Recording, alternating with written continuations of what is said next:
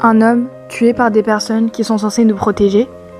Un monde raciste, sans pitié, dans lequel les crimes et châtiments sont devenus banals, jusqu'à ce que la vérité soit enfin filmée. C'est ce que nous sommes tous en train de subir.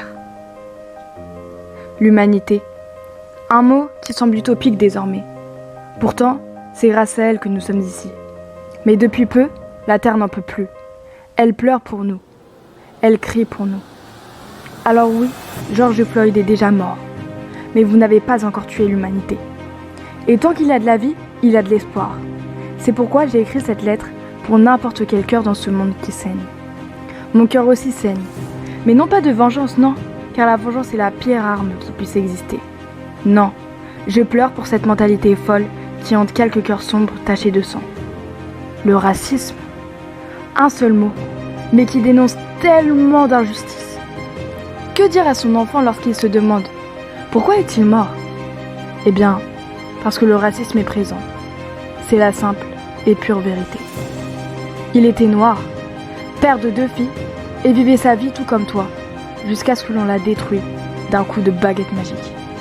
Ce n'est pas le premier, et ça ne sera pas non plus le dernier, tant que le racisme sera encore là. Alors vous n'avez pas honte? Tuer un homme, devant vos yeux, le mépriser, le torturer, rester sur lui comme si c'était une bactérie, un animal sauvage que vous venez d'attraper, le rabaisser au plus haut point et au premier degré, parce qu'il était noir.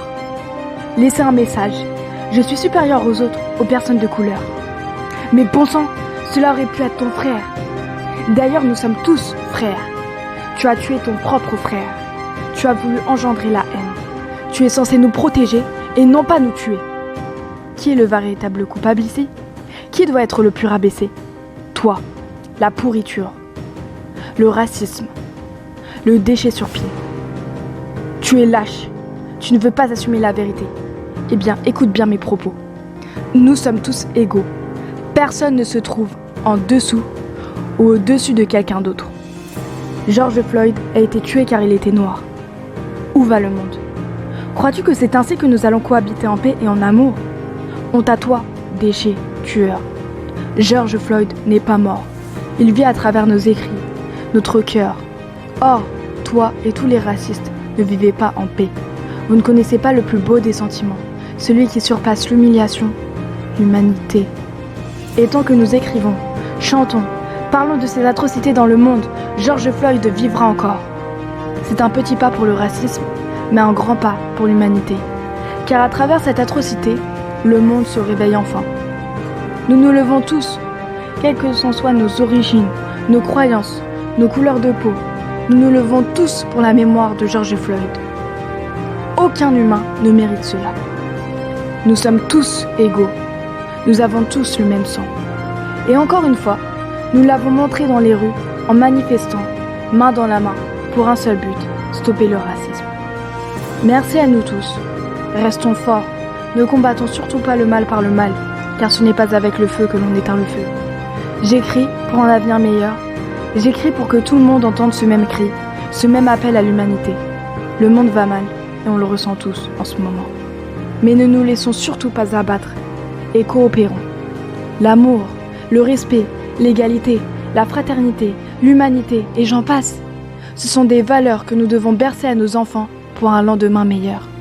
Pour qu'ils ne vivent plus dans ce monde où selon sa couleur de peau, il sera jugé. Mes frères et sœurs, retenons tous les épisodes qui viennent de se passer. Ne nous les oublions jamais. Et n'oubliez pas, le feu ne s'éteint pas par le feu. La haine n'engendre que de la haine. Aimons-nous, respectons-nous, aidons-nous les uns des autres, arrêtons les bêtises et cherchons tous ensemble le chemin d'un avenir meilleur. Pensons tous à nos enfants. Voulez-vous qu'ils vivent dans ces situations-là? On dit tous à nos enfants, réussis dans ta vie, bats-toi car tu n'es pas un blanc. Comme si le fait d'être blanc était un privilège. Eh bien moi je vous dis, soyons fiers de notre couleur de peau et montrons que nous sommes des humains, tout comme la vie d'un noir compte. Ça semble bête de le dire, mais malheureusement, il faut le rappeler, car beaucoup trop de personnes semblent avoir oublié. Le monde peut changer. Tant qu'il y a de la vie, il y a de l'espoir. À la mémoire de George Floyd et tous nos autres frères et sœurs, reposez en paix désormais.